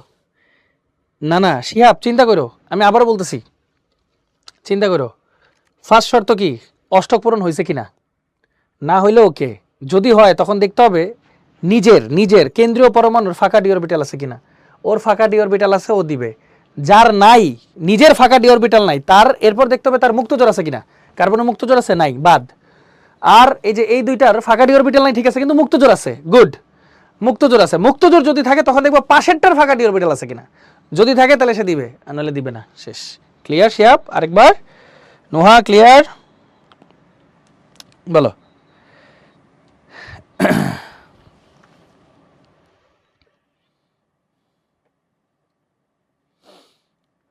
ওকে, এই তো হয়ে গেল, মানে একটু আস্তে আস্তে আস্তে আস্তে আমরা শিখে যাব, কোনো সমস্যা নেই। হ্যাঁ, আচ্ছা ভেরি গুড। আচ্ছা এটা দেখো কি বলছে, এন এর ভ্যালু 2, হ্যাঁ, এটা তো দরকার নেই, আমার দরকার সিডি আর বিডি, তাহলে সিবিডি এগুলো দরকার। বি 2s2 2p2 মানে এটা কার্বন, এটা 2s2 2p3 তার মানে এটা নাইট্রোজেন, আর ডি মাইনাস আছে হচ্ছে ns2 np5, তাহলে শুধু ডি কি হবে, মাইনাস মানে একটা ইলেকট্রন ঢুকছে, তাহলে একটা ইলেকট্রন কমাও, ns2 np5, তাহলে টোটাল 3s2 3p5 নাকি, 3s2 3p5 এটাই আসে, মানে ক্লোরিন। আচ্ছা তার মানে এটা হচ্ছে ক্লোরিন, তাই তো? তাহলে এটা কি সি, সি হচ্ছে NCl3 আদ্র বিশ্লেষিত হয়, কিন্তু CCl4 আদ্র বিশ্লেষিত হয় না কেন? পারবো এখন ইনশাল্লাহ? বলেন পারবো? এক্স্যাক্টলি আপনার বলো ভাইয়া, এখন পারবো? ইজি হয়ে গেল না এখন একটু ইনশাল্লাহ? আচ্ছা ভেরি গুড। এরপর এই কোশ্চেনটা দেখো, XM4 YM4, বলো এগুলো কি? হ্যাঁ অবশ্যই পার না, অবশ্যই। এগুলো কি বলো, এক্স কি, ওয়াই কি, এম কি, এগুলো বলো, এটার অ্যান্সার দাও তোমরা। এই যে এক্সটা হচ্ছে হিলিয়াম 2 4 6 এটা কার্বন, এম 10 17 ক্লোরিন, ওয়াই হচ্ছে 10 12 14 সিলিকন, তাহলে একটা হচ্ছে CCl4, হ্যাঁ XM4, আর এটা সিলিকন টেট্রাক্লোরাইড, এটা হবে না, এটা হবে। শেষ ব্যাখ্যা। ইজি হয়ে গেল না ভাইয়া? ইজি হয়ে গেল। দেখো সব 25-এর কোশ্চেন দেখাচ্ছে কিন্তু, একদম রিসেন্ট কোশ্চেন। এটার অ্যান্সার কি বলো? এ কি, এ 3s2 3p2 14 না সিলিকন, বি কি ক্লোরিন SiCl4, কেমন বলো? এই টাইপের জিনিস থেকে প্রশ্ন আসে, পারবো তো ইনশাল্লাহ? ডান, এখান থেকে প্রশ্ন আসলে ইনশাল্লাহ পারবো। দেখো ইজি ইজি। এখন এই যে এই প্রশ্ন মাঝে মাঝে দিয়ে দিলেও দিতে পারে, হীরক আর গ্রাফাইটের মধ্যে পার্থক্য কি? বাচ্চা কালে পড়ছিলা বা ফিজিক্সেও পড়ছো হয়তো। ডায়মন্ড হচ্ছে sp3 সংকরায়নে সংকরিত, মানে কার্বনের প্রত্যেকটা হাত প্রত্যেকটার সাথে যুক্ত। গ্রাফাইট হচ্ছে sp2 সংকরায়নে সংকরিত, মানে একটা হাত খালি আছে, একটা ইলেকট্রন খালি আছে আর কি। এজন্য এটা কিন্তু বিদ্যুৎ পরিবাহী, তাপ অপরিবাহী, আর এটা কিন্তু অপরিবাহী, খেয়াল করো। হ্যাঁ, এই হীরকটা কি? হীরক ত্রিমাত্রিক চতুস্তলকীয় গঠন, গ্রাফাইট হচ্ছে দ্বিমাত্রিক ষড়ভুজাকৃতির গঠন। হীরক হচ্ছে উচ্চ গলনাঙ্ক ঘনত্ব বিশিষ্ট, গ্রাফাইট হচ্ছে উচ্চ গলনাঙ্ক কিন্তু নিম্ন ঘনত্ব বিশিষ্ট। হীরকটা হচ্ছে ক্যালাসিত, স্বচ্ছ, অতি উজ্জ্বল, এজন্য তো দাম বেশি। গ্রাফাইট ক্যালাসিত বাট অস্বচ্ছ আর চকচকে, যেমন পেন্সিলের নিপে যেটা পাও আর কি। হ্যাঁ, আর হীরক হচ্ছে এই যে কাঁচ কাটতে ব্যবহার করা হয়, উজ্জ্বলতার জন্য গয়না হিসেবে ব্যবহার করা হয়। ওকে, এটা কিন্তু খুব কমন প্রশ্ন। ওকে, এটা কিন্তু খুব কমন প্রশ্ন, এটা আমরা সবাই পারার কথা। এরপর আরেকটা প্রশ্ন মাঝে মাঝে দেয়, অক্সাইডস অফ নাইট্রোজেন, নাইট্রোজেনের অক্সাইড কি কি আছে? হ্যাঁ ধরো এরকম একটা কোশ্চেন দিল, নাইট্রোজেনের যদি জারণ মান হিসেবে চিন্তা করো, +1 একটা হয়, +2 একটা হয়, +3 একটা হয়, +4 একটা হয়, +5 একটা হয়। যেমন একটা হলো N2O, একটা আছে NO, একটা আছে N2O3, একটা আছে NO2, অথবা এটা ডাইমার হইতে পারে N2O4। এই ডাইমার কি বলো তো ভাইয়াকে একটু, ডাইমার কি? আর একটা হইতে পারে ধরো N2O5। ডাইমার মানে দুইটা বড় বড় একসাথে থাকে আর কি, তাই না, ডাইমার। সো যেমন আমি যদি তোমাকে একটা এক্সাম্পল দেখাই যে NO2 আঁকতে কেমন, নাইট্রোজেন আর দুইটা অক্সিজেন আঁকো। নাইট্রোজেনের শেষ কক্ষপথে ইলেকট্রন 5টা না, 1 2 3 4 5, একটা ডাবল বন্ড দিবা, একটা সন্নিবেশ বন্ধন দিবা, শেষ। এটা NO2, দুইটা জোড়া লাগাই দিলে ডাইমার। দেখো এটা হচ্ছে কোনটা আঁকলাম, NO2। এখন দেখো N 1 2 3 4, এই যে 5, আর একটা N 1 2 3 4 5, এই যে মাঝখানে বন্ধন দিয়ে দাও, তাহলে এটা হচ্ছে N2O4 ডাইমার। আচ্ছা এখন যদি N2O5 আঁকতে বলে তাহলে কি করবা? যদি N2 আর সর্বোচ্চ 5 মিনিট হবে ক্লাস ভাইয়া, টেনশন নিও না। যদি N2O5 আঁকতে বলে চিন্তা করো, তাহলে N2O4 আঁকো আগে, N2O4 আঁকো, আঁকছো? এখন মাঝখানে একটা অক্সিজেন দিয়ে দাও, শেষ, N2O5, N2O5। তাহলে বাকিগুলো প্র্যাকটিস করতে পারবে না ইনশাআল্লাহ? বলো দেখি ভাইয়াকে কুইকলি। এর মধ্যে একটা জিনিস বলে দিই, প্রথম দুইটা হচ্ছে নিউট্রাল অক্সাইড বা প্রসম বা নিরপেক্ষ অক্সাইড, বাকি তিনটা হচ্ছে অ্যাসিডিক অক্সাইড বা অম্লীয় অক্সাইড। এই পারবো তো? বলেন। না না, আঁকতে প্যাচ লাগবে না, এই যে ভাইয়া যেভাবে শিখিয়ে দিছি এই অ্যাপ্রোচে যাও, দেখবা খুব সহজ লাগবে ইনশাআল্লাহ। আমার অনেক প্যাচ লাগতো আমি যখন স্টুডেন্ট ছিলাম, পরে আস্তে আস্তে প্র্যাকটিস করতে করতে যে এই প্রসেসে অনেক ইজি লাগছে।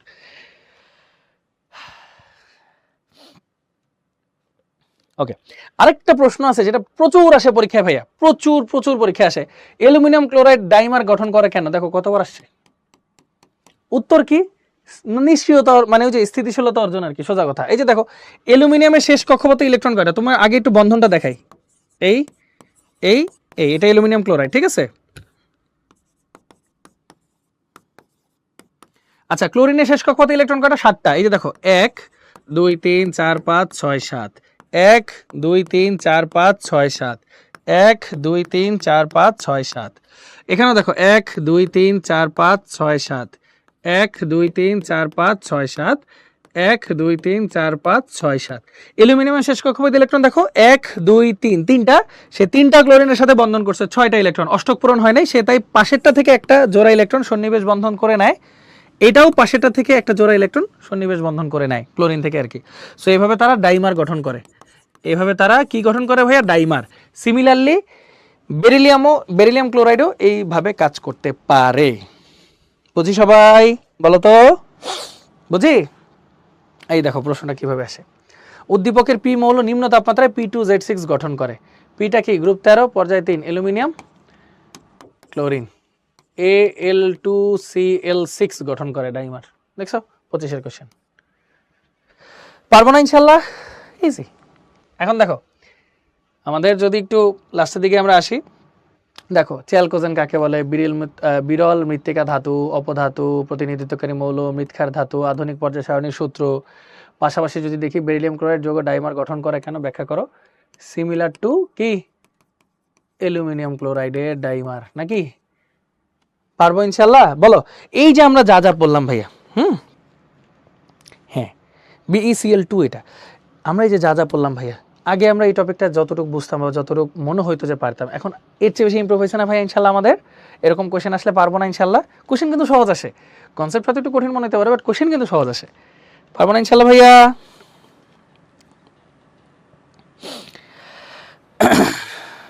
পারবো?